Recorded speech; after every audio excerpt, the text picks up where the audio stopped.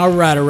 It's Deadmanstome podcast. Your host, Mr. Deadman, Becky, and SK, broadcasting live from a trailer park deep in the heart of Meth County, Texas, borrowed on my neighbor's Wi-Fi signal. How's it going, guys? You doing good? Yeah, we're doing. I got me a kamikaze martini sitting here, so I'm doing all right. Hey, you know what? That's good to hear. Kamikaze martini. What about you, Becky? What are you sipping on? Water. With vodka in it? And You gotta be drunk to be on the show. Except for our guest. No. What's keeping your water company? That's what I want to know. Ice cubes. Oh. Okay. All right. That's just more water, you know. Yeah. Right? Yeah, Right. well, you know. I'm doing pretty good. My neighbor got a fresh thing of beer and a new supply. So I raided his fridge and all that. So I'm doing all right. By the way, we have a guest tonight. Let's see if we get this name right. We do? Yeah. Nathaniel Glanzman.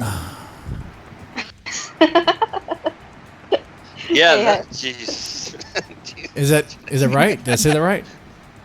No, not quite, but Okay, it's wait, fine. let me try again. Nathaniel Glanzman. How's that? Better? No? No. Man. It's a Glanzman, but you know, it's okay. Glanzman. Okay. So no Nathaniel Glanzman. Okay.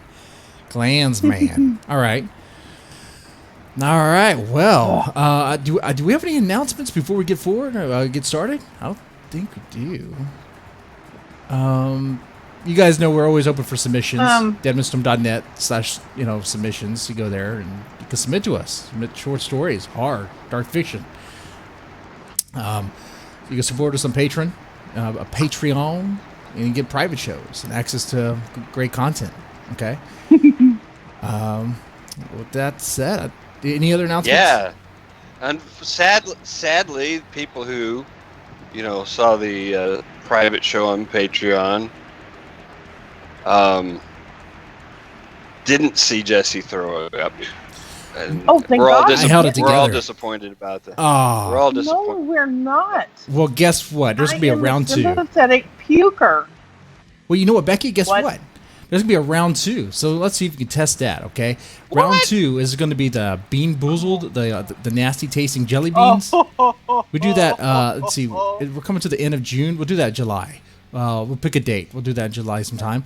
And so if you're a patron, you get to watch that private show where I'm trying to eat the Bean Boozled thing. Hey, Nathaniel, do you know what the... You need to find something for SK to do. SK, what could you do? What do you want me to do? You need to get a challenge for SK. Wasn't there one where you said something about you Sprite? have to get me to agree to it. Good luck with that. We'll just wait till you've been drinking at the end of the show. Like we got Jesse with the bull balls. Yeah. If you're really looking for ideas, I would love to do something like Drunk History. Oh, that'd be... Yeah, let's get him real drunk and start asking him about some controversial moments in history. Yeah. Oh, shit. What do you think about the Civil War? I mean, You'd have to get into psychology for that as well. Like, Yeah. I guess the psychological effects of alcohol and like what that made people do and stuff. That'd actually be really interesting. I'd watch that. That'd be nice. We can do While this. drunk. Oh, man, I like that. That's a good No, idea. because you would be drunk too, and I would have to referee. Oh, but good luck on that. If we're both drunk, I don't think anyone's stopping us. We'll be out of control. All right. Want to bet? Well, we'll see. We'll see what happens. I don't know. I got Okay. two All right. sharp sticks. All right, so we'll get into what Nathaniel Glanzman does. I understand that he is a sensitivity reader, and also lined up we have what New Jersey mom bites a cop. We have Three Stooges charge of murder and more Jesse Smollett stuff. All right, so with that said, And a caption contest. That's right. All right, with that said, all right, Nathaniel, who are you and what do you do? Okay. Well, first, I'd like to really thank you for, I guess, like, doing the whole pronoun thing. That's really nice. Like, I know that's like a kind of probably a hot button topic, but like, it's really nice to, I guess, be respected like that. That's really cool. So who am I and what do I do? My name is Nathaniel Glanzman. As you said before, so I do a couple of things, but one of my, I guess, side hustles, uh, is, if you can say that, is sensitivity reading. What sensitivity reading is, it's a new, I guess, form of editing, in which it's pretty much reading a manuscript, making comments, and then giving an overall report based on the representation and portrayal of marginalized. So, for example, somebody could come to me, hey, I'm writing a trans character. I'm not trans. Can you read this and make sure that that this character is represented, well in this story? As in, is everything accurate? Like, would a trans reader relate to this trans character? And then I would read it. I would make comments as to what I think about each individual line, each individual section that I kind of like see maybe needs work, or things that I like or relate to, and then I'll write a report for them based on, I guess, the general, I guess, state of it. And that's pretty much what I do. I don't edit anything. I don't change anything for the author. It's completely the author's decision whether or not to change something in their manuscript. I would just give comments based on my own experience as a marginalized person. Now, I do have to point out that I cannot read for an identity that I do not have. So, for example, I am not black. I cannot read for a black character. But I am trans, so I can read for a trans character. If that. So that's pretty much a summary of it. Okay. And remind me, how long have you been doing this again? A little less than a year. For about a year. Okay. All right. Are you keeping busy at it? Yeah. Actually, it's really cool because in the past couple of months, I actually got picked up as a freelancer for with one of the big 5 publishers. I'm not going to say which one because I signed NDAs, but I'm not sure if I'm allowed to say which publisher. But I've been working with them on a couple of projects. Actually, they send me things. And they're like, hey, so they reached out to me first because they were contacting me about one of the marginalized identities that I have that is not easily readily, I guess, available in, because typically what happens in the publishing industry, they tend to stick to their own people. So typically, big 5 publishers will hire editors and agents already employed within the company because they trust them. They don't often hire freelancers, but because the thing that they wanted didn't really have a lot of people who were under that category. They kind of reached out to me. They were like, oh, hey, we saw you on the writing diversity database. I can explain what that is later, or whenever you want. And then they asked me to take the job, and I said yes. I would have done it for free, honestly, because that is such an honor to just be a some nobody freelancer who can't even get on the 50th page of Google if you search my business name, and then to suddenly get picked up by a big 5 publishers was insane. So I sent my work to them. They came back and they were like, hey, the editor really liked what really appreciated your work. You're really thorough. Do you want another project? And they just keep sending me them. So it's really cool. It's doing well with it. Okay. Well, it's good to be busy. Yeah, and it's interesting because they often send me expedited manuscripts because they know that I'm desperate enough. So for a 3-week project, they'll send me hey, can you give this back to us in 4 days? I'll be like, sure. I won't sleep for 4 days, but sure, I'll do that. That's fine. So yeah. Okay. But I love it. It's good work. Okay, so you've been staying busy doing this. It looks like you're getting work doing it. Okay. Now, so what's the importance of sensitivity reading? What kind of issues and problems do you run across? Okay, well, the issues that so a lot of the issues I was already prepared for, and I put policies in place for my business to make sure that they don't happen. For instance, I make sure that everyone who hires me, just like as a private, sensitivity reader, as opposed to if I work with a company and an editor hires me, if it's a private person and they come to me like, hey, can you read this manuscript? I require payment up front, because what I don't want to happen, I've seen these times, like just with horror stories online, is like, I don't want somebody to send me a manuscript and then I read it and then I do all the work. Like I'll, make all the comments, I'll write the whole report, and then I'll give it to them and be like, this is a complete dumpster fire. You need to completely start over. This is like your plot and your character is completely unfixable. You need to just write a whole different story. They will be like, well, F you, I'm not going to pay you then. Like that. Well, that's wrong. Yeah, Okay. so very wrong. And that's a lot of the reason why. So a little bit of history on this. Sensitivity reading is such a new field, I guess. So there used to be something called the Writing in the Margins database, and what that was, it was basically just like a Google spreadsheet of of sensitivity reader. I think that'd be a good resource for everybody. But yeah, that's so that does happen. Please Okay. do. So- Put it in the absolutely. show notes. What is, you mentioned earlier about, reading something that might be problematic or a dumpster fire. What would be an example of something that's a complete dumpster fire? Okay, so when I say dumpster fire, I do not mean that the character is bigoted or something like that. For me personally, it has nothing to do with characters. It has everything to do with the narrative, right? So when I read a manuscript, I want to know whether or not, like, you can have the most bigoted, racist, sexist, whatever characters in there. Like, I don't care. They can do the most horrible stuff. What I'm looking for when I'm reading something is whether or not the story excuses it, whether or not the story is framing it as a good thing, especially if it is children's fiction, especially if it is YA or below. So pretty much I will. So for instance, sometimes I'll read a story and it'll be something like the main character is treating a marginalized character, for instance, when the main character is not marginalized. Let's say the non-marginalized main character is has a black friend, and Okay. that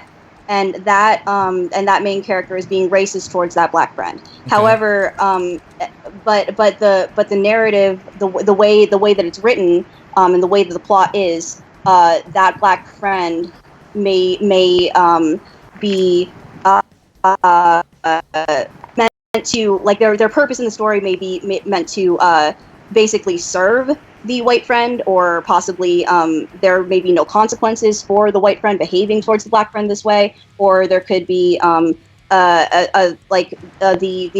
narration in the story may be excusing the white friend's actions by being like, oh well, basically making sure that the white friend is the audience stand-in, the one that you sympathize with, which isn't great, because we have that, especially though. in Oh, sorry. well, no, I mean, sorry. No, but in children's fiction, though, it's kind of it's a little bit different. In adult fiction, adults can think for themselves, whatever. It's not really as much of a problem. But in children's fiction, it's very much not good, because they kind of already deal with that a lot. When you say children's so- fiction, what's the age? YA and below. So Twilight and below, essentially. Twilight and below? So Like teens? So teen fiction and below. Yeah. Like teens. So it's a problem for a teenager to read I don't know, a story that has a complicated a character, because reality sometimes is messy, right? Reality is messy. And sometimes the truth is, reality is that people can be racist and bigoted, and there sometimes is no consequence, or just is what it in that moment it is that, so what you're saying, you would have a problem with that, like a teenager reading that. Is that what I'm saying? Mm-hmm. Well, no. I mean, what I was trying to explain is that the individual, like the individual characters, the individual story beats are not really what I look for. Like, again, you can have, like, racist characters, you can have racist things happen, or sexist things happen, or ableist things happen, or whatever ist things happen. However, it all has to do with how the narrative treats it, and what this author, by extension, sees as the standard, sees as normal, sees as acceptable. Because what that does is that perpetuates, I guess, misinformation about marginalized groups that typically, like, a lot of the times, these marginalized groups don't have a lot of information on them. Like, for instance, I'm autistic, so, like, I really want to, like, I'm really curious, just like the three of you, who is the one character that you think of when you think of an autistic character, just in media in general? Doesn't have to be a book. Sheldon. Okay. The guy He's in probably but to be fair, he's probably closer to Asperger's. I mean, I mean, that's, within the, but what I'm saying is that with things like that, where autism is not common knowledge, really. I mean, it is kind of, but the experience of being autistic is not. The disorder is, but the experience is not. So, like, the perspective, I mean. So when people see me just in real life, and then they learn that I'm autistic, they're like, oh, well, you can't be autistic. You're not like Sheldon Cooper. You can't be autistic. You're not like Rain Man. So that's kind of like a lot of the reason why I do what I do, is because, this is why I'm in this kind of work, is because a lot of my identities, nobody really knows the experience of being that thing. So pretty much a lot of the misinformation that comes, to other people is through media, is through books, is through characters portrayed in those books, and then those books being popular. So that's kind of, and marginalized people are kind of sick of it, because we have, a lot of the times people just have trouble getting published. That's not the case now, because at least in YA, middle grade and children's fiction, because now there's more of an initiative to get more diverse representation. Adult is kind of, where adults kind of neutral right now with that, but now that there's more of an initiative to get own voices authors. And I don't know, are you guys familiar with the own voices thing, or Young voice? I'm not. I'm not either. But okay, so you mean like young adult fiction, or are you just talking about like young authors? I mean, both. So they're really trying, at least with young adult, middle grade, and children's fiction. There's a push now to include diverse characters and publish diverse authors within reason. Like, as in, you're not going to publish a book that is not up to standard, but if you come across a query in your queue or your slush pile of I'm an own voices author writing. So what own voices means is an author who identifies as something, and then they're writing characters as that thing as well. So, like, for example, an author with anxiety writing a character with anxiety. So sometimes, when agents are looking through their slush pile, they will sometimes pick, or at least read the query. They'll pull it up, at least, of an own voices manuscript, because they know that they won't need to.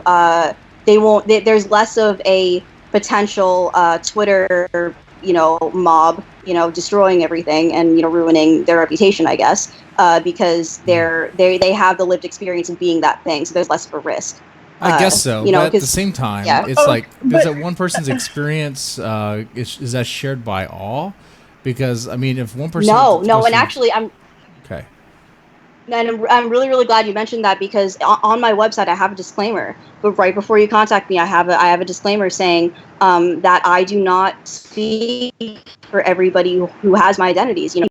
May have a very different experience from me, particularly in the trans aspect, because I'm female to male. I don't have the same experience as a male to female person. So so in that, but that's not even in autism. Like, we're all different. Everybody. So it's so I have this disclaimer because if so that people can't really come to me and be like, oh well, I hired you, and I still got attacked online. Like, what the hell? Like, how come this happened? And I'll be like, well, you either A, didn't follow most of my advice, or B, you were kind of taking my experience as gospel. Like, you were focusing too much on my individual experience and not, I guess, doing your own research. So it's, yeah. So that's kind of the responsibility of the author as well. Okay. So why the hell are publishers so fucking afraid of Twitter? It's a reputation thing. It's an image thing, honestly. There's that, but also, like, now that all of this stuff is now knowledge, people genuinely do care now. There are a lot of more diverse people, I guess, in the industry as well. So they're more outspoken as well. But yeah, it's a combination of kind of all of those things. And also, I guess, why people, I guess, also get so I guess, upset online and kind of like start these whole, like, fire, burn everything to the ground, is because I guess I can't really speak. I obviously can't speak for you, but I know that when I was a child / teenager, I definitely did not read very many books featuring people of my specific demographics, and that was fine. And I didn't care necessarily, but when I read, I guess, but on the off chance that I would read something, it was like of a character that shares something that I have. It was always very, very inaccurate, and that reading that over and over again through a lot of different books kind of wears down on people. It didn't really on me necessarily, but I know for a lot of people it was very, very frustrating because all of this misinformation was perpetuated over and over again for years, and they were not able to necessarily express all of that before the internet became a big thing, as big as it is now. So that's kind of also where that comes from, that outrage. It's interesting. I honest to God don't remember reading anything from age 12 forward that was about a young boy. Right. Nothing. I didn't read any of that stuff. It was all adults doing stuff. Yeah. Like Stephen King, it was all men.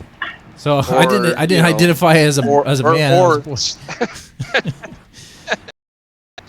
But it all has to do with trends too, because a lot of the times, there was a sorry. Oh, I was gonna say, in your case, I mean, you're talking about like the trans identity, right? I mean, I'm a lot of things, but yeah, trans is one of the things that I am. Okay. So like it's. So when you were younger, you're reading stuff and you couldn't identify with the character because they didn't identify as you, or they identified as you, but it was inaccurate. Well, no. I mean, I could, personally for me, like, I could read like a boy character in a story or something, or like a TV show or an anime or something, and I could be like, yeah, I identify with that. But if for on the off chance I read a thing about like PTSD or autism or something like that, like something else that I have, because trans wasn't really a thing yet, I would be like, that's not really accurate, but whatever, I'm going to ignore it, and I would just forget about it. But you say that's not accurate, but from your experience. But what about someone else's experience? I mean, because there are people that have autism that are like Rain Man. I mean, I know it seems like every time they show someone with autism, it's going to be like, all right, let's bring out the Rain Man stereotype. So is it just like you want to see more variants? I mean, what's... Well, yeah. I mean, pretty much the... Oh, just so you know, we tried to get Rain Man for the show, but he had to watch Wapner. Oh, so the problem actually.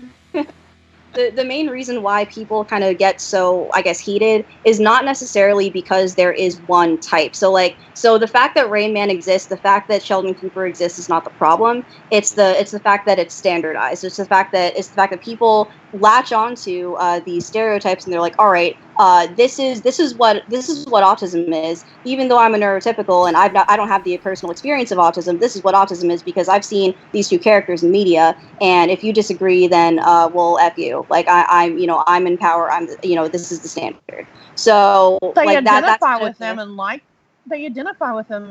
those characters because they're likable characters, and that's what they remember. Yeah. I mean, well, yeah. I mean, I'm not saying that like that.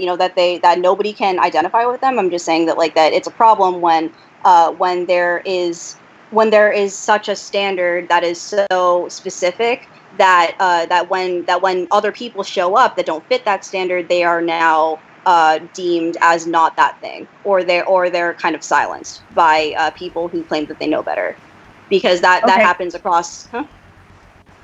Okay. Yeah. Now I'm going to say this, and this is probably going to come out really wrong, and I don't intend for it to at all. So I'll apologize in advance. Okay. When you said something about not offending people, that's absolutely impossible, because in our world, if you haven't at least offended someone, you haven't done your job.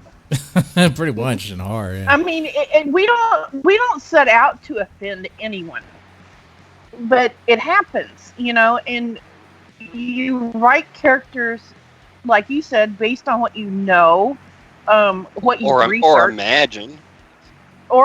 I mean, that's the kind of the point of fiction, right? Yeah. Right. Is you write about things that you imagine. I mean, I can see that, getting someone else's point of view is important, and someone that's, dealt with it and whatever, if you haven't. But I know a lot of our horror authors who are autistic. Mm-hmm. And write characters that aren't. Oh, yeah. Yep. So, I don't know. I don't. So not being able to write something that you're not, I have a hard time with. Oh, okay. Can I reply to that? Yeah, Is sure. that right? Go ahead. Okay. I never actually said the word offend. I never said you can't offend anybody. That I didn't say anything like that. What I was getting to is when I said accurate representation, that doesn't mean not offending anybody. Well, what does representation even mean? And offended by anything. That's not really the purpose of what I do. So, all right. More every day. Right. Yeah. So what I mean by accurate representation is can someone who is marginalized relate to this character? Can somebody who is marginalized see this character and be like, all right, well, this is going to send messages to people who are not like me and spread information that is accurate, like instead of spreading misinformation. And I hear you there, so but it's aren't you kind of using your opinion as if it applies to the group, though? I mean, how do you get around that? Opinion that applies to the group in terms of what? I mean, sorry. Like, you say, if marginalized person can identify it, but you say, I can't identify with it, there's a problem with it, and you're using your opinion as it relates to the whole group. You get what I'm saying? Well, I mean, so there are ways to kind of like, there are ways to separate, I guess, objectivity with subjectivity in this case, because, for example, let's think of another thing that I am, bipolar disorder, right? So there is diagnostic criteria for bipolar disorder. So you can go through, that diagnostic criteria, and that is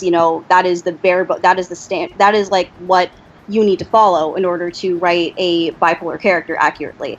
Versus writing two different bipolar characters. One of them is like, really like erratic and like, breaking things all the time and just really violent with people. And another one that isn't. So there are multiple ways of, I guess, portraying that character if you adhere to what that thing actually is. Like that would be the difference between writing I guess, a transgender character as a drag queen as opposed to a transgender character as a transgender.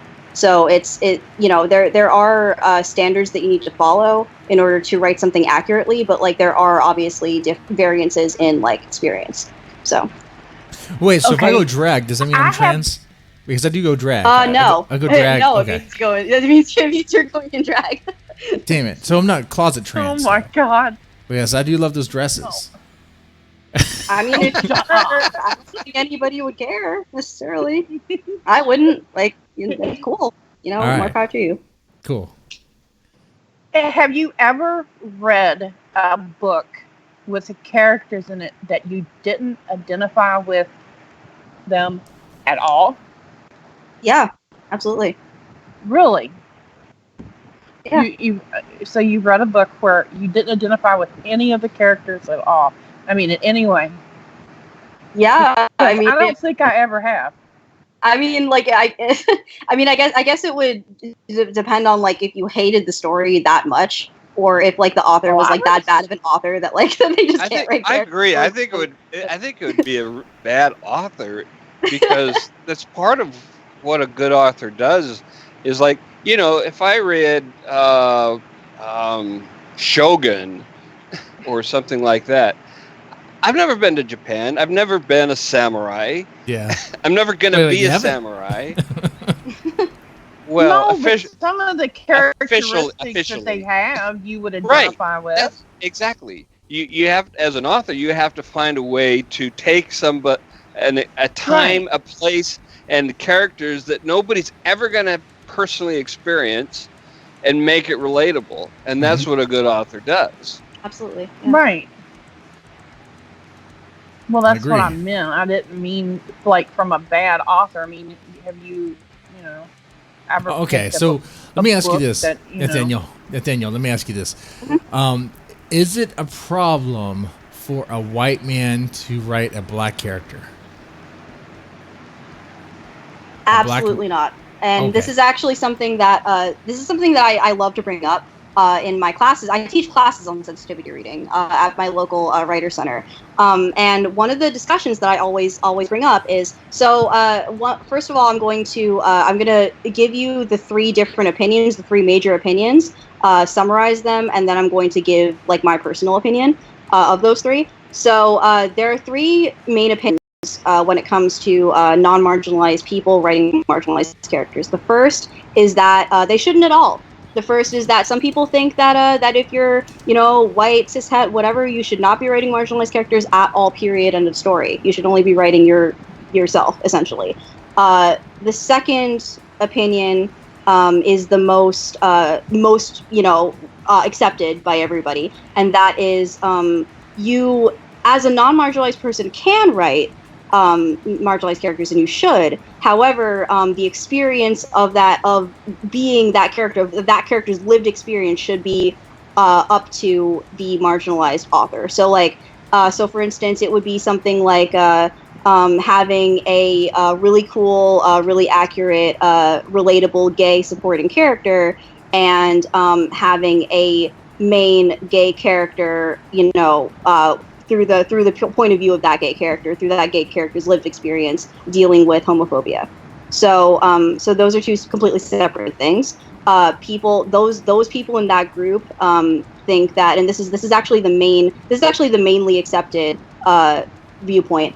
Those people in that group think that the experiences of marginalized people should be left up to the marginalized author. The third category is anybody can write whatever they want as long as they do the correct research.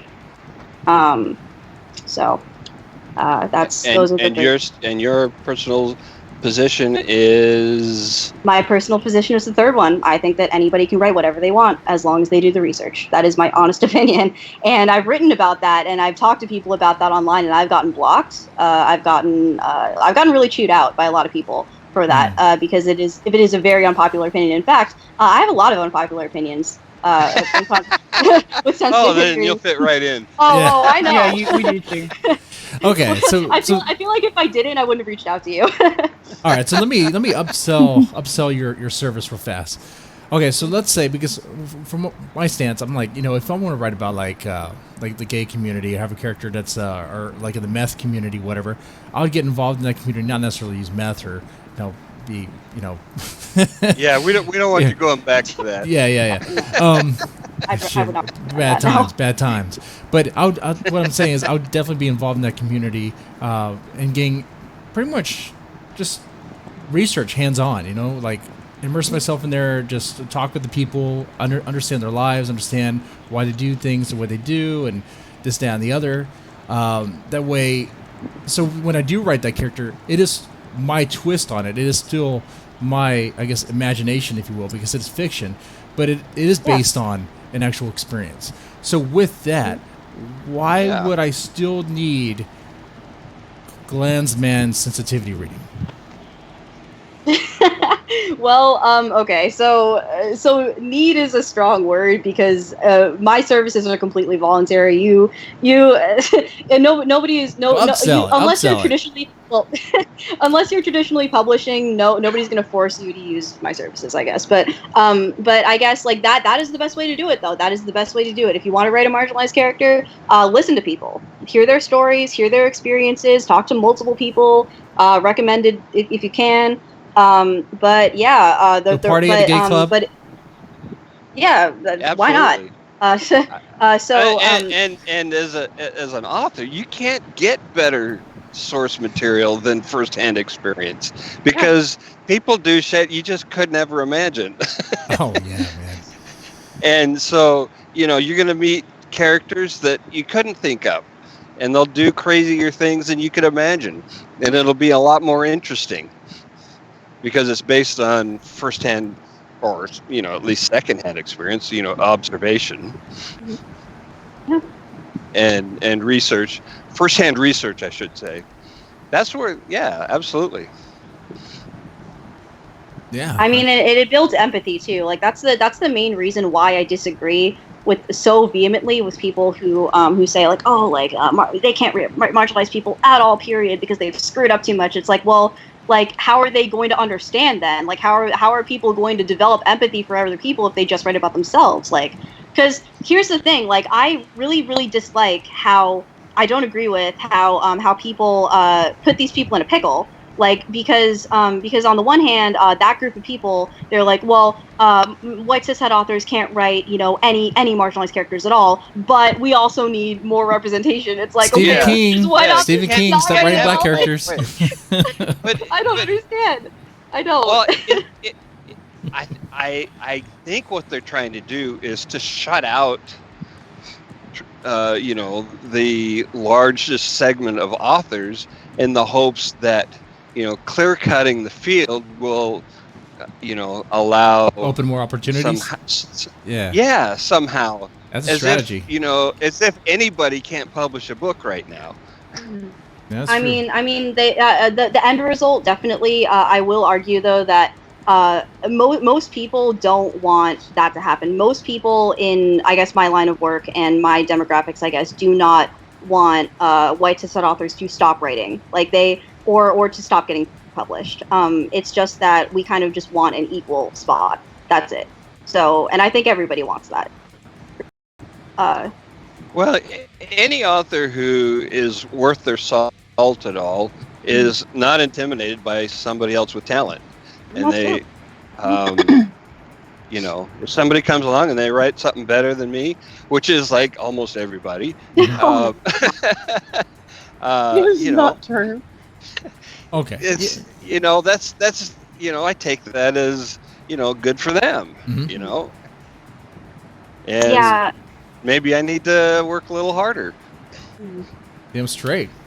I mean, especially if that's where the market is going, if people are like, you know what, I like this content,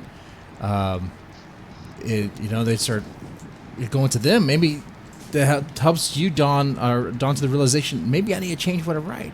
Maybe I need to make my characters more like this, more like that. I don't know, it'd be interesting. So you write, or you do your sensitivity reading from your perspective, right? Yes. Okay. So that's where I'm still stuck on something. Maybe you can help clarify. how do you Okay. make it objective? Because it's very easy for someone to hear, well, you're reading from your perspective, so wouldn't it be subjective? So it's half subjective, half objective. The objective thing is like making sure that, you know, if you write, let's say, a character with depression, and they experience no signs or symptoms of depression in the story, it's like, well, why did you say that they have depression if they didn't? You know what I mean? There is a lot of the times there's a kind of a diagnostic list of things that every character of this demographic has to include. Like even with identities like transgender, like they have to transition, or they have to want to transition in order to be transgender. Like they have to have a gender identity that doesn't conform with their physical body. If that is not present in the text, then they're not transgender, or they weren't like represented correctly. Well, what if they don't The really want to subjectivity- transition? What if like they're thinking about it but not really sure? They don't really go because Well, the transitioning part, that's pretty drastic, isn't it? Like having Well, the surgery. that's You're why- talking about the surgery part well, because No. I mean, you can still be trans and not have surgery. I'm trans and I haven't had surgery. okay. And in fact, I haven't even started testosterone yet. I mean, I'm a couple days away from getting there, but haven't started yet. So I love testosterone. Highly recommend. I'm excited. I have some every day. yeah, for us though. I'm sure you do. I'm sure you do. Oh, Like, Lord. but what I'm saying though is that like you can have a trans character and not be able to transition. Let's say you have a trans character and they're closeted because they're in a home where their parents will kick them out if they transition. That's a very real reality for a lot of people. That was redundant. I'm sorry, but so that's the objectivity side of it. Like there's a list of things that every character with this demographic should include, because that is what by definition they are. The subjectivity part of it is things like let's go back to autism, right? Like, I mean, there are some people with autism who are very, very hypersensitive to taste. I am not. There are see, I some didn't know autistic that. people. I did not know that. Yeah. Yeah, there's a broad spectrum of that. Like, I mean, so things that- there, yeah, exactly. No, so there is variance, but there always is a definitive list of things, but outside of that is pretty subjective. So it's pretty much up to the author to do additional research after I get them comments. I always point to a lot of resources. I'll be like, oh, check out this person, check out this article, check out this website. Like, I'll be very helpful with that typically. Okay. So. All right. And of course, on your site, you have a list of what you can read for autism, transgender, bipolar, post-traumatic stress disorder, non-combat related, OCD, anxiety, depression, biracial, Filipino. So, right from that perspective, or not right, but read. Okay. But Yeah, my mom's from the Philippines. I'm half Okay. Filipino. of course, Oh, cool. it's kind of like, but still, it would be like, your opinion when you read it, but you try to make it objective, but it's your opinion. I mean, I know you probably saw one of my videos about my stance on sensitivity reading. I was like, man, I know it kind of feels like people just coming in and screening your content, being like, no, that I don't agree with that. That it doesn't identify with me. Change it. It's like, well, I mean, what about someone else? Gonna get someone else to screen it, and they might have a different take. They might be like, oh, I don't identify with that either, but change it this way. It differs from that person. But it's like, well, how do I? It sounds like I'm using one person's opinion to please a whole group, which seems kind of weird. So I know I completely hear what you're saying. I think, like, I mean, at least I can only speak for myself, because I really don't know. I don't have much contact with other sensitivity readers, even though I know who they are and I'm able to. But when I read, I don't really look for that doesn't relate to my specific experience. Like, you need to change that because that person's obsessive about like arranging things. Like, I'm not obsessive about arranging things, so that character cannot be obsessive about arranging things. No. It's more about do they display the traits of that thing. If they do, but they have their own like variants of it, like if they follow the definition of that thing, but they have their own way of expressing that thing that is still valid, that is still, I don't look at that and be like, oh, that's offensive, I don't like that. It's actually very hard to offend me, by the way. Which is probably wait. I'm just thinking about something now. Well, I don't know if you wanted this too, SK and Becky, but how does this work with like fantasy? When you can have characters that are like freaking elves, like an elf with anxiety who's also trans. Like, yeah, do you ever get fantasy books? Yeah, I am so glad you asked. I'm so glad you asked that question. I was like, I really hope they ask me that. So, a lot of the time, and sci-fi. As well, right? Yeah. You can have like characters like 3 dicks. I mean, you could. That would be actually really cool. That's I'd not that. fiction. So, the thing about that is, I don't know if you guys are familiar with the term coding, in like fantasy and sci-fi. But what that means is there are always, like, no matter what culture you come up with, that culture is always going to be tied to a culture that exists in real life, because that is your experience, that is what you know. Look at any fantasy, any sci-fi, like every single culture, in all of those stories relates to some kind of existing culture in some way. There's nothing new under the sun. Right. So with coding, what people will do is they'll read something, and so I don't know if you guys ever heard of like the scandals involved. I don't know if you guys heard about the recent scandal with Amelia Bailey and I was Blood just Air. looking. That one. Yeah. I have a lot of opinions on that if you want to go on that tangent, but basically, absolutely. Sure. Okay. So what that basically came down to was people coded. The black community coded a character as black, and when a specific marginalized community codes a character as that marginalized group, that is what they are coded as, because that group doesn't know that better than their own, like what they are. So that character was coded as black, but wasn't meant to be coded as black by the author. So that's kind of where it got messy. So the black character, or the black coded character rather, died a very specific death.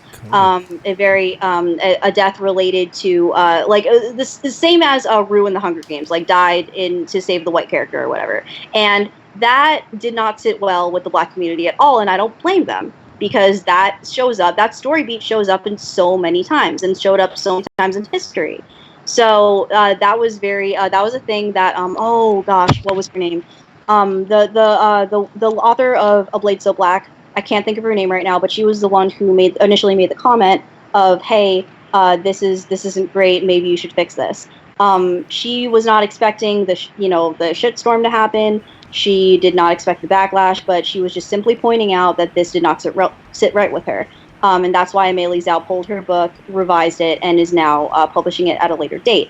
I'm glad she is, because now we're, if you want me to segue into kind of my thoughts on this whole situation. Well, who decides the coding? Yeah. Because if the author didn't intend for the character to be black, then I mean, who are these coding czars? One character dying for another character wasn't her fault. It was who the votes group on that decided it. Yeah. So right. I mean, I like completely agree that that it wasn't her intention, and that's not something that we should crucify anybody for. But at the end of the day, the coding is decided by the majority of that marginalized group. Because nobody knows. You mean I have a problem with majority, that too. You mean the loudest.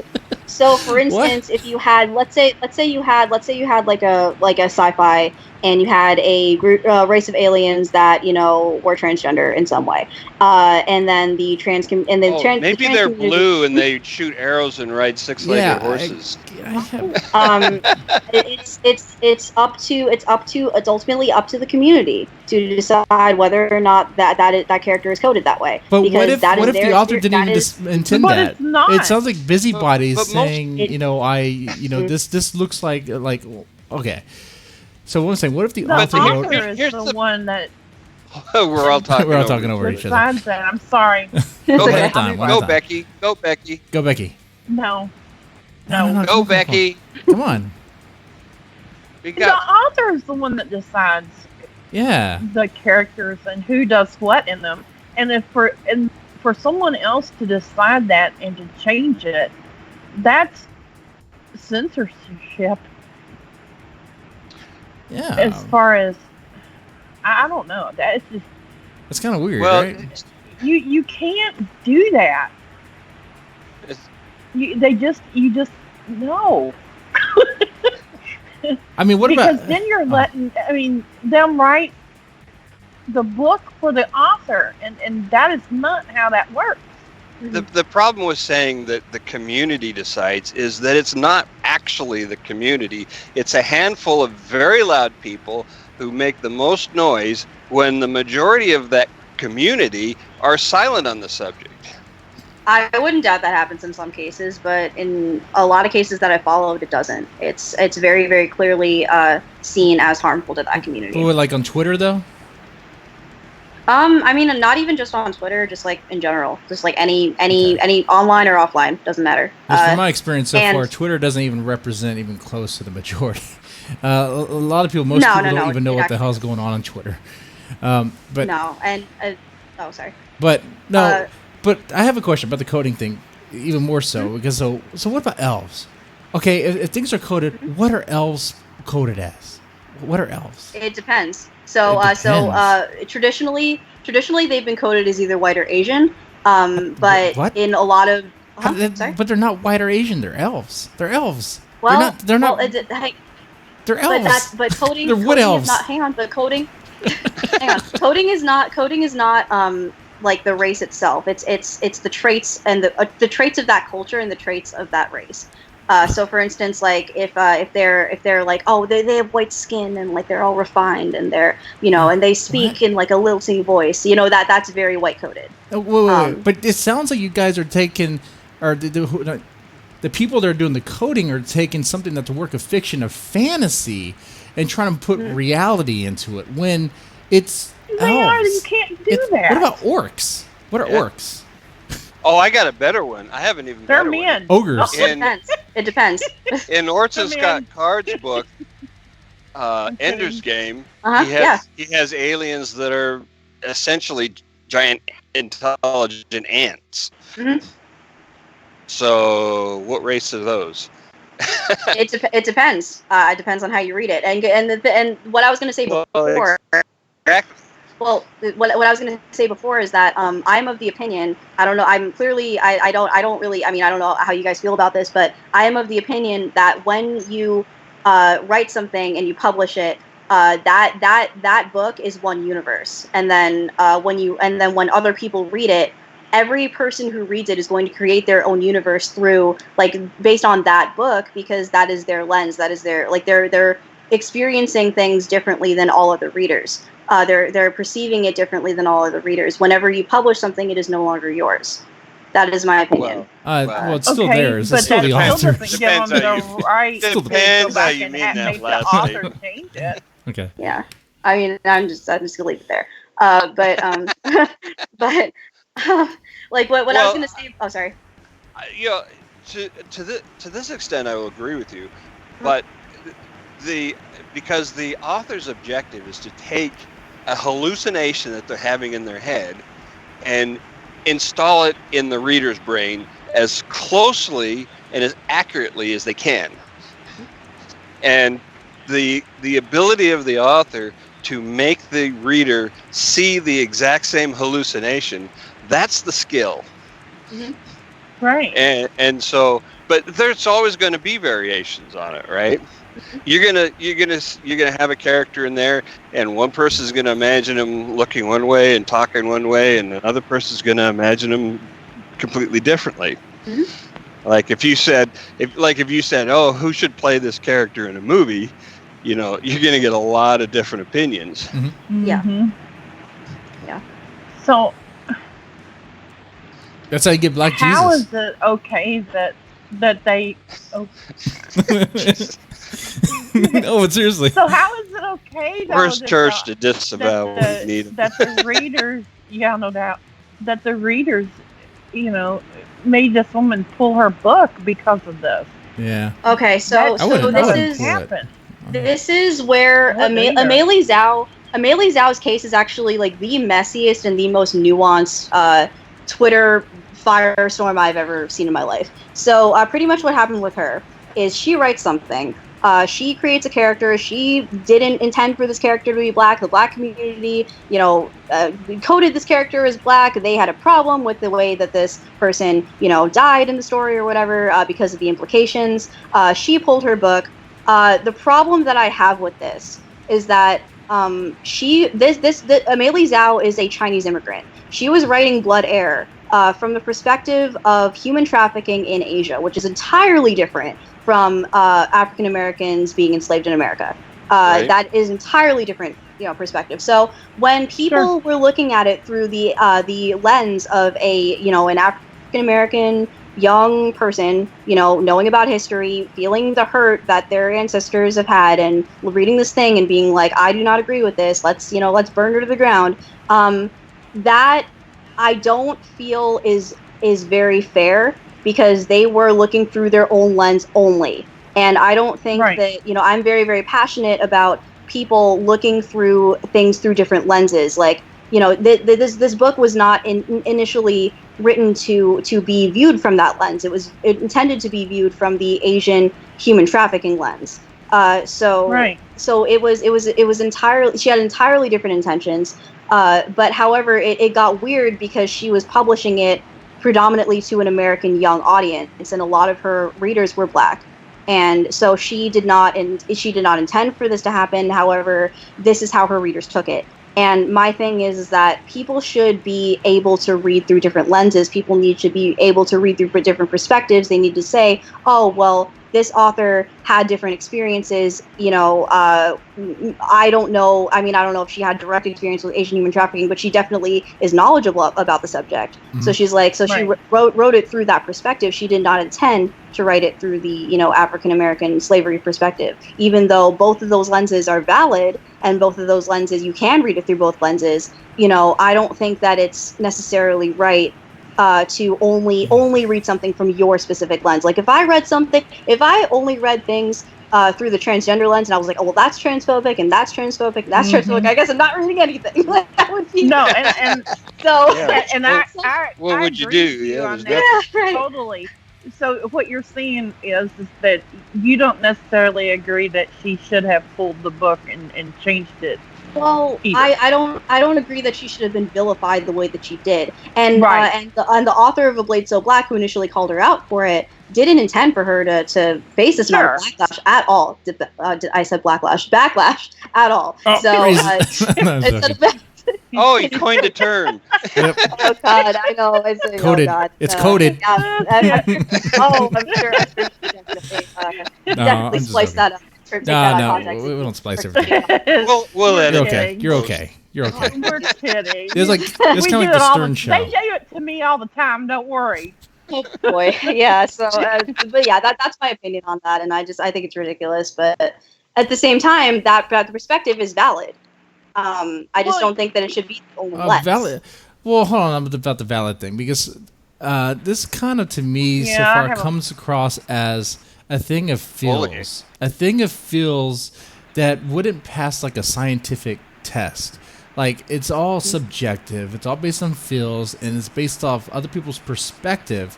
So they read a book, it had about slavery, so they thought it was referencing what, I guess, their ancestors, their culture, but it had nothing to do with that. So that's why they got all upset about it. But it had nothing to do with that. That just shows ignorance on their end. Why didn't she just tell them to? Yeah, exactly. Well, they got offended over nothing. That's not what it was about. Yeah. Well, the fact that it was fantasy is what made it messy, because if she had written fiction about specifically Chinese, Asian, human trafficking in the real world, she would not have gotten this backlash, because there would have been that context. There was no context because it is I don't understand how fantasy makes it messy. It's fantasy. Well, I don't see how. Yeah. I mean, it was still the author created the world, and that, and that was the world. That it didn't have anything to do with slavery in the United States or whatever. It had to do with Asian culture, and that was the world. So how was anybody right in being offended? I mean, I don't know. It was like a double-edged sword. Absolutely. And the thing is, like, her problem was that she was publishing in America, and she was publishing YA to a predominantly teen American audience. You know, Okay. that's why she She can't received that control backlash who because buys Well, it. Yeah, also, but Americans aren't very educated. Genre. and that's why that's why I'm really for teenagers and young people to read texts through different lenses, through not their own perspective but through other people's perspectives. I think that's really healthy. I think that's really great to build empathy. I'm not saying that the people who got upset were not empathetic. Absolutely not. I'm just saying that that it builds an understanding of other people when you look through lenses that are not your own. I'm gonna say this, and this might be something that you want to read and whatever. But I recently read a book by an author who is well known, Ralph James White, black guy, wonderful man, great writer, and it's called 400 Days of Oppression. And the gist of the book is this black guy is dating a white woman, and they fall in love, and she wants to marry him, and he tells her that the only way that he will marry her is if she goes through 400 days of oppression and learns exactly and suffers the same things that his ancestors did, so that she can empathize with them and learn.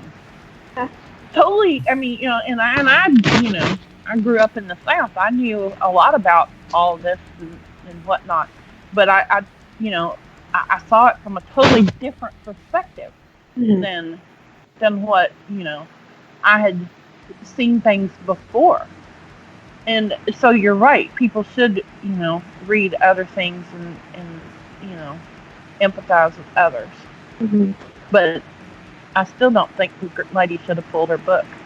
I was going to say, I think that was a huge mistake, a strategic mistake on her part, pulling the book. It might, the story might end up being better, in the long run. I don't know, but from a strategic point of view, it put blood in the water, and the people who are out there trying to shout down authors, they got encouraged by this.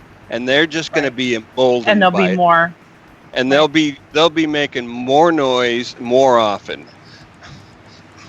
Yeah, that's what I think. That's why I think she should have stuck to her guns. It's definitely going to get worse before it gets better. This whole thing is very new. This whole diversity push is very, very new. People are still in their feelings, I guess. People my age are still reading YA and are like, oh well, I don't want these teenagers to suffer the way I did by all this misrepresentation and whatever. And they're taking their own feelings out and attacking authors essentially. Like that I've seen that happen before.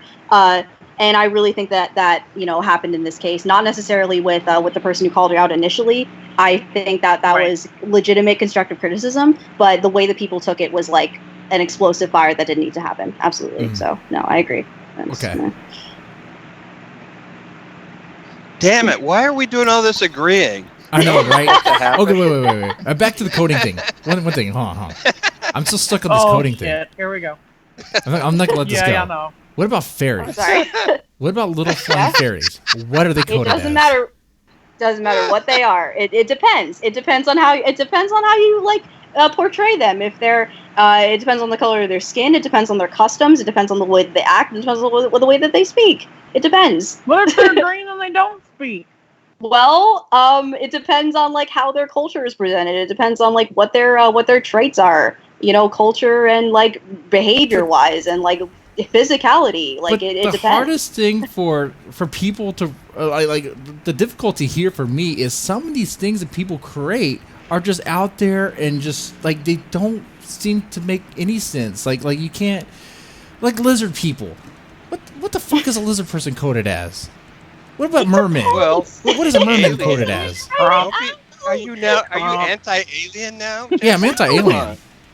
I'm anti-lizard people. You are not. It was up to the author, I'm telling you. And it should be left up to the author. What is Dracula coded as? Though. What's Dracula? What's the? I mean, I guess Romanian. I guess Romanian. That's what it would be. Unless like some sort of like new hip Dracula. Oh, yeah. I don't know. Oh shit. Okay. Well, we got time for the We'll do news. some news. News. I got shuffle paper. That's right. We're doing shuffle paper now. Got news. Oh my god. It looks like it sounds like you're eating potato chips, actually. I'm like, It does. That's What what I'm kind of doing. paper are you using? Right. He probably is. He's All right. using All his- right. He's using his candy wrapper. What's the story? The first news article. Let me guess. Let me guess is- what the story is. Just- Author grilled by Twitter for using fairies. He's caught a homophobe because he used fairies in the story. They coded it. You won't be fuck. guess what they coded it as. See, I'm saying people get Okay. offended for crazy things. I wouldn't be okay. I wouldn't be surprised. But You okay, want me but to tell you to what they play- coded it as? Why did to they play code devil's it? advocate though, like Okay. you as a non-gay person, I'm assuming, I don't know, but like somebody as a non-gay person writing a gay story, and then or at least as something with fairies in it, and then the gay community taking offense to it, like there is no societal consequence for that one author in terms of the gay, experience. Like they don't experience homophobia. There are no consequences for that. So that's kind of why people like are so passionate about it, is because this is relevant to their life. This this kind of writing perpetuates misrepresentation and like misinformation, and kind of like makes their lives harder as a result. So that's kind of why people Wait, get hold on. all up in arms about it. Misrepresentation of fictional fantasy fairies that fly around somehow. What does what's the gay community? It could be. That's where it It could be, disconnects. 'cause- I'm sorry. It could be. I I mean, we can talk what, about this later what if if the you want, author like, had through DMs literally and stuff, gay but- fairies? No, go ahead. Well, what if the author literally had gay fairies? Let's bring this. Let's What bring if you this have it? around to something. Let's go a little more basic. Okay. I've seen posts from women who say that men should not write women characters. Oh, that's Okay. a good one. Yeah, absolutely. That's pretty basic, right? Mhm. Yeah. Because we don't know what it's like. Mhm. Well, of course we don't know what it's like. We don't know what it's like on the moon either. Mhm. Mhm. We don't know what it's like to fly with wings. We don't know what it's like in space, really. I mean, no, not really. Hell, we don't Yeah. we don't even know what women want. No. I mean, neither do I. So We don't know what yeah, being I a vampire is like. We don't even know what a vampire really is. Some of us think they glitter in the sun. Well, God. the truth is we don't know what anybody else has experienced on the entire planet in the history of the world. We only know our own experience. Mhm. So So- everything outside of our own being, we have to speculate about. Okay. So why are some things okay to speculate about and not others? I'm guessing you don't. I know you don't agree with that premise that men should not write women characters. That's pretty clear from what you said earlier. So I'm not holding you to account for that. No, I know. I didn't take it that way. So pretty much, what that is people are so passionate and so upset because people writing that kind of stuff has real life consequences for the people in those demographics. Like we talked about earlier, like the misrepresentation puts a standard in place so that, like, for instance, like I once got denied services, like disability services, because they didn't think that I met the criteria akin to like the stereotypical autistic, like, the unsociable, like whatever. I'm a very friendly social, like I'm not sociable, but I'm friendly. Like people like me. Yeah, generally, you can't be autistic. You're too nice and you speak nice. I'm officially diagnosed, so like, but It's not possible. Right. So there's a standard in place. So that's a very, very small example of people putting out media when they themselves are not that demographic. So they don't experience these consequences. The people in that demographic do. So that's why people have like such a high upset opinion about it, because even though it's fiction and even though it's media that the non-marginalized person may not have thought of like as being that serious, it sometimes has serious consequences. It sometimes spreads misinformation. It sometimes spreads hurtful information. Depending on the narrative, so that's kind of why people have a problem with it. But But it's fiction. I know, but it has like real life consequences for these people. That's what I'm trying to say. Like I know that like we're beating a dead horse, but like I know what that are the real life consequences? I guess. Okay. Yeah, that's what I don't get. Is the real life consequences when it's fiction and it's not. I mean, is there like a direct real. call to violence or something? I mean, if there was a book that had a direct call to violence, I would understand real life consequences. But I'm not really. Okay. Like they're like. So when people when people say that, like, I mean, you don't necessarily have to write a book about transgender people being murdered. Like, you don't have to write a book about that, but it's the seeds of that, the seeds of bigotry. You know, the little jabs here and there, the little microaggressions that people really look at and are like, oh, that's gonna turn into, you know, something that is not great. And then, you know, because people don't trust people right now. Especially in communities that are being targeted, like the Black community, like the trans community, like the Black trans community. You know, they're very, very much targeted. So people are kind of up in arms and are like, oh, well, you seem like a bigot, so you are a bigot. So I'm not gonna listen to anything you say to protect myself. That's kind of what's happening right now. So we don't have really a, you know, I don't know. Well, I see what you're getting at, and I agree that people are trying to shut off from themselves, close off from themselves any voices that they don't agree with, and then they push outwards and try to, rather than just closing off from themselves, they want to just shut those voices down completely, so nobody has to hear a voice that they personally don't agree with. Okay, yeah, I've heard that so many times in my line of work, and I will tell you, this is my opinion on that whole issue. You know, I've heard a lot of times from people in my generation and older who say like, oh, like Gen Zs, like they're so coddled, like they can't handle criticism, they can't handle this and that, they're so sensitive.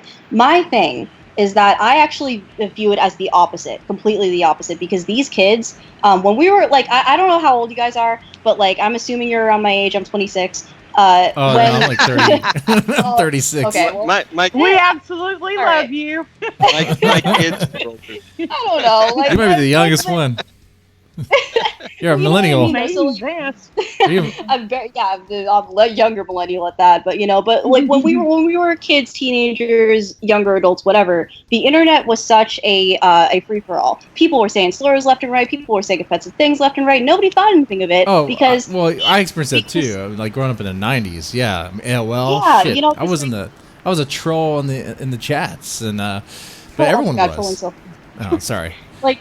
No. But when we were that age, like when the internet was in that stage, like nobody knew anything about these marginalized groups, so we didn't have any context. We didn't know like what the N-word really did. We didn't know like what the consequences were for these people. So it was kind of like we would just kind of shoot the shit and just not think anything of it. However, like, you know, when now that everything's politicized, now that so much information is out, kids in high school now know what transgender is. People, like, nobody knew what transgender was when I was in high school. So that's why those kids are still little shit still. The high schoolers are still nasty as shit, especially middle school. Kids are awful. I'm well aware of that. However, I say N-words all the time.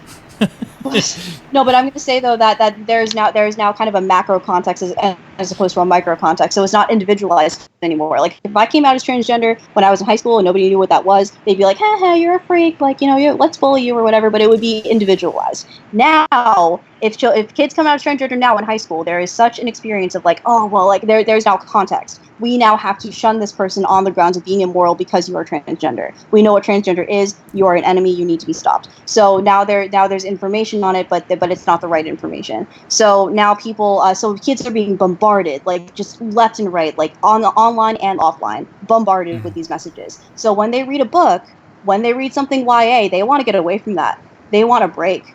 So when people say like, "Oh, I'm not listening to you, I'm blocking you," that's not them being like difficult and like, not listening to people's opinions. That's them protecting themselves from potential danger. That's what I really want to stress.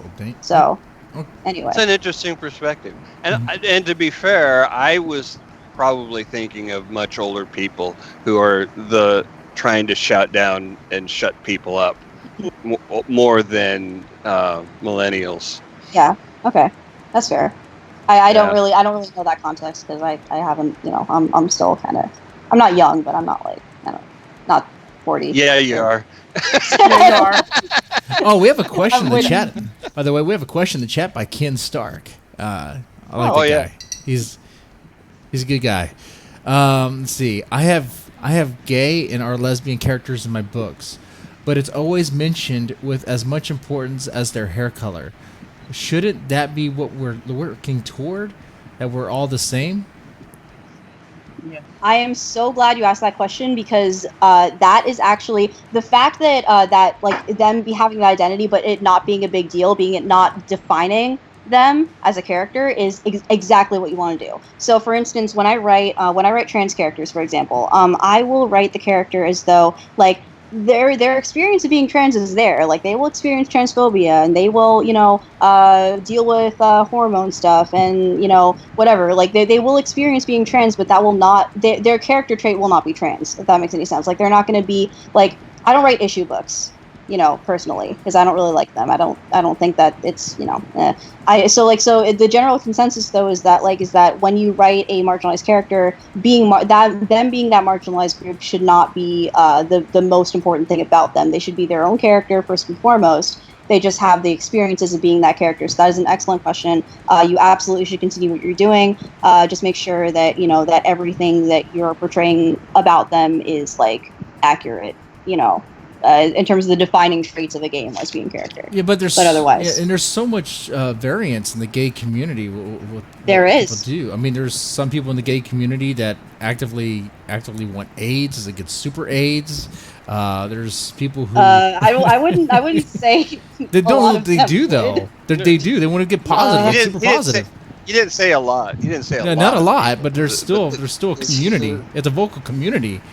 I mean, so if he wrote a book about that with that in there, it might be it might sound offensive to another gay person, but it's like that's something that happens, and it's something that's talked about on Twitter and Facebook. It's talked about. It's encouraged by that community. I mean, I know that there are always, like little I guess subgroups of of demographics like that. Like if you were, the example that I'm thinking, like the thing that made me think of that, like the little like outlier subgroup, I guess, of people is like incels. If you're writing about incels, like it would be like it would depend on the kind of narrative that you were telling.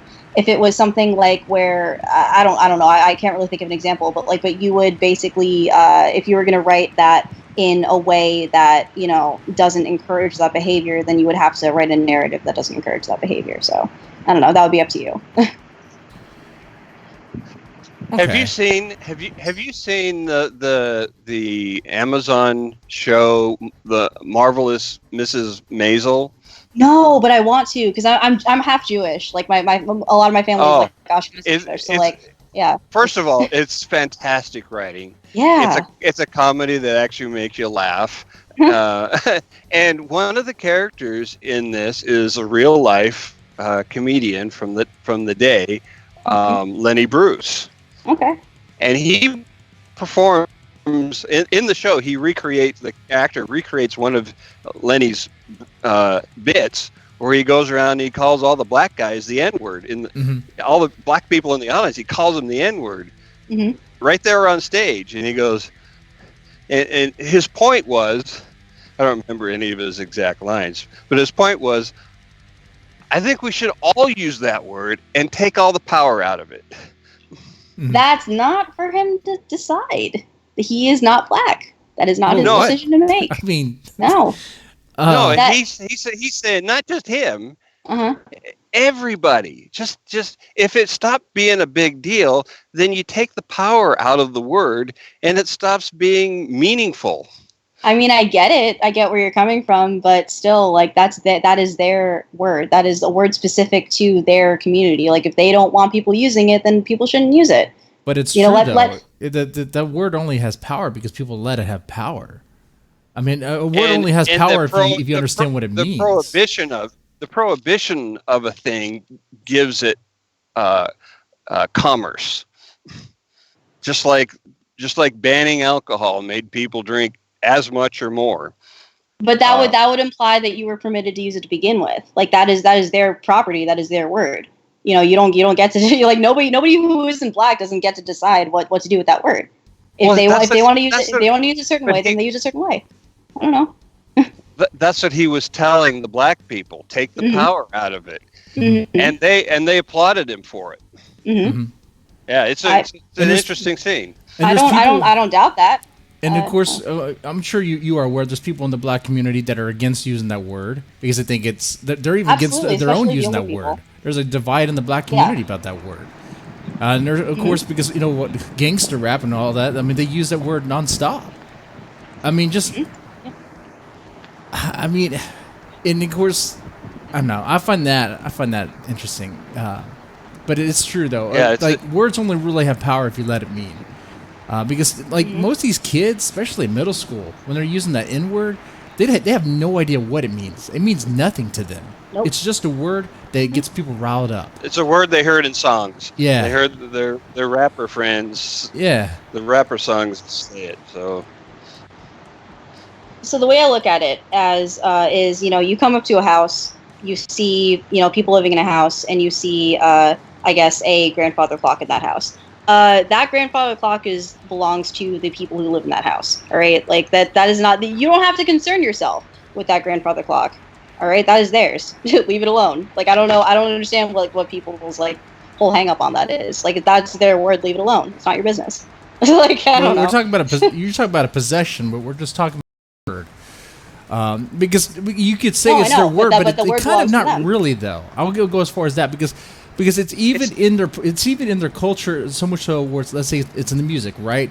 And everyone's listening to the music. All the youngsters are listening to the music, right? Youngsters sound like, oh fuck. People listen to the music, right? And they start using that word. So what's their word is actually a word that's shared by and used by people of all sorts of races: Asian, white, Mexican, what have you. It's not really breaking up. I'm really sorry, I didn't. You're robotic. You went robot on us, Jesse. Oh, sorry. Am I coming through now?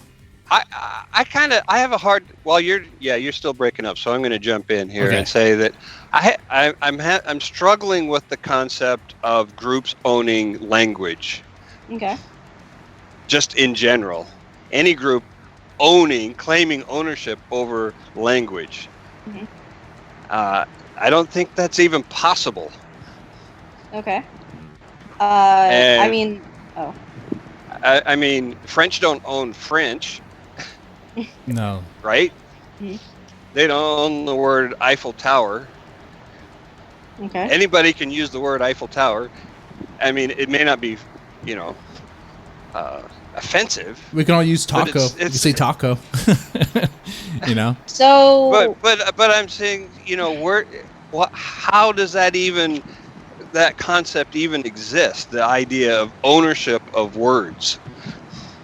Well, Eiffel Tower doesn't have any power dynamic to it. The N-word does. So what the N-word is, it was something that. Let's just be a little more general. Let's just be more general. How does the concept of owning language come to be? So, what people want to do, and like I feel really awkward explaining this because I feel like this isn't even my place to be explaining this because I'm not black. It doesn't have to be a black word. It could be any word. Okay, so when somebody when a group wants to reclaim a slur, that is their way of taking power away from the people who want to hurt them.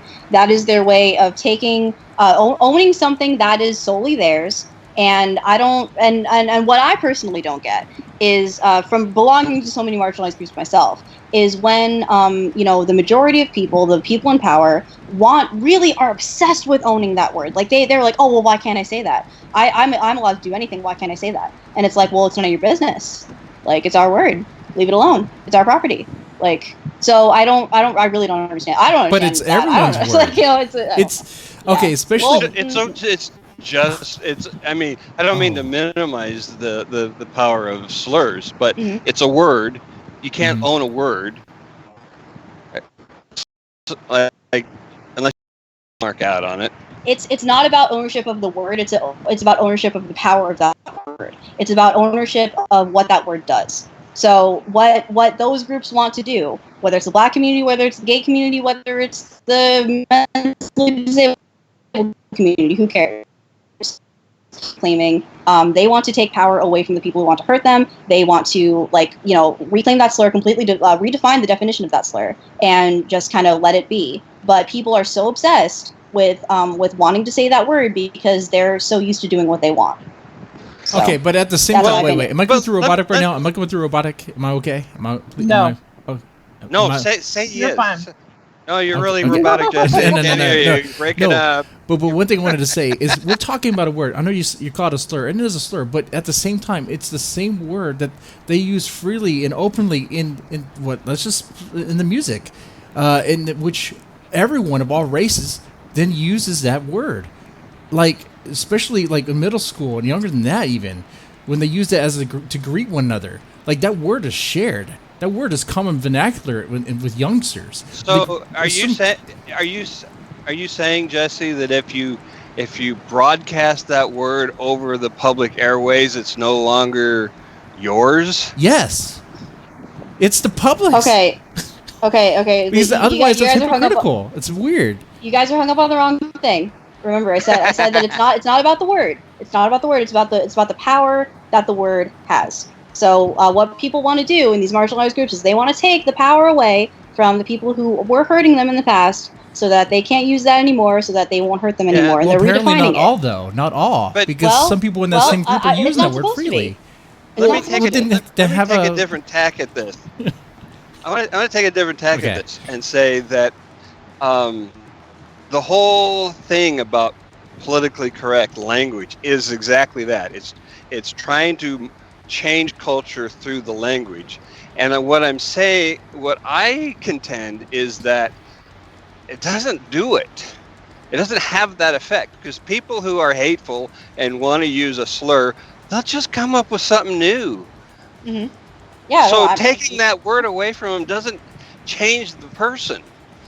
It doesn't, but it's better than doing nothing. And also, like, it also shows that group, like, hey, we're taking ownership of this word. We have power over you now. You can't hurt us anymore. Get away from us. This is ours now. But they will. Leave us alone. They'll do a different word. Mm-hmm. Possibly. And in fact, likely. But what I'm saying is... Yeah, hateful, ignorant people are hateful, ignorant people, and they're going to find a way to always demonstrate that. People are always going to be hateful and ignorant, though. But what I'm saying is that it's not about the word itself. It's about I have a question. Mm-hmm. Yes. Okay, what about a white guy who gets the N-word pass? Well, let's say he has a black friend, and his black friend gives him the N-word pass. That black friend is the only person he'll get away with that with, I guarantee. Because if he that is not even true. What you just said is not even true. That's not even true. Because there's other black people that are actually freely where you can use that word. There's no card, all right. There's no standard like. There's no standard license, all right. There's no standardized with the group either. There's no standard within the group. Like, you talk about the group as if they're all united, but they're not all united. They're not all united. So that would be a social rule within that group of friends. Like, if you were a gamer and you call your friend a slur and your friend calls you a slur back, and it's just like fun and games like that, okay, whatever, who cares? That's in a vacuum. But when you go out into the world and you use that word, it's kind of like it's not yours. It's not yours to take. It's not even your business. Like, why are you intruding on somebody else's business? Like, I don't get it. I really don't understand. Like that's like something that I don't understand at all. I don't know. But. Well, so you don't think that if you restrict a word that it gives it more power? I think that that if a group of people who have been oppressed want to reclaim a word, that is their business, and they can do whatever they want with that word. If they say that if they say that you can't say that word, then you can't say that word. That is the word that pertains to them. That is specific to them. That is their property. They own it. You can't say it. How does it go with free speech though? Because here in America, First Amendment rights. I mean, we have the right to say it. I understand that free speech is free speech. You can say whatever you want, but you can't say whatever you want without consequence. Then that's not free speech. Then I got it.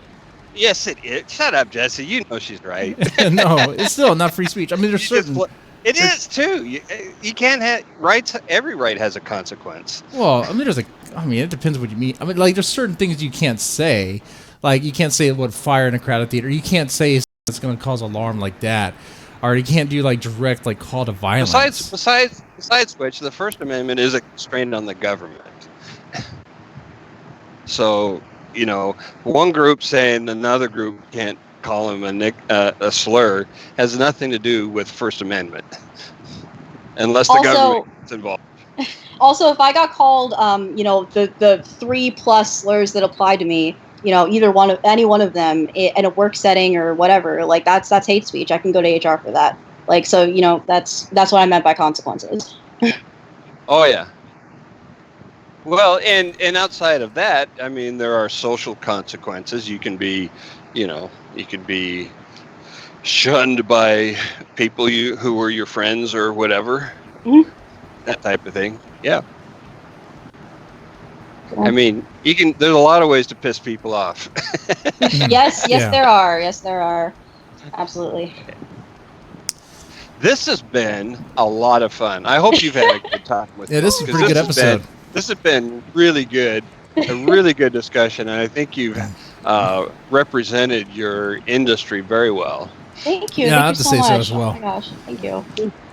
Yeah, I know we had a lot of questions. I'm really sorry if I'm really sorry if I was too agreeable or too friendly or not combative enough, but I didn't try. But you were you, and that's what we wanted. Oh, okay. Yeah, exactly right. Exactly right. And you didn't tell any of us to go to hell, so we did something right. Yeah. Wait till we're I mean, we definitely disagreed on some things, but we disagreed on some things, but we talked about it. That's fine. Right.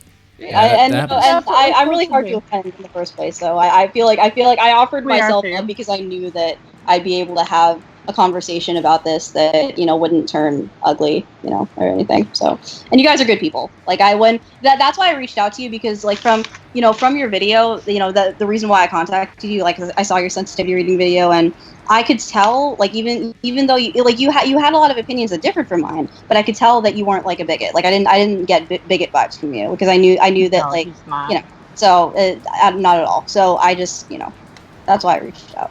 They're both very, very, very good. I'm glad you did. This is a good episode. Don't let them lie to you. Yeah. And I had a pretty good talk. Sorry to get confused. All right. You take it easy. Ladies and gentlemen, thank you so much. I know the stream was struggling, but it will be uploaded. We also record as well. Thank you so much. Smash the like button, share, subscribe. You guys, ladies, take it easy.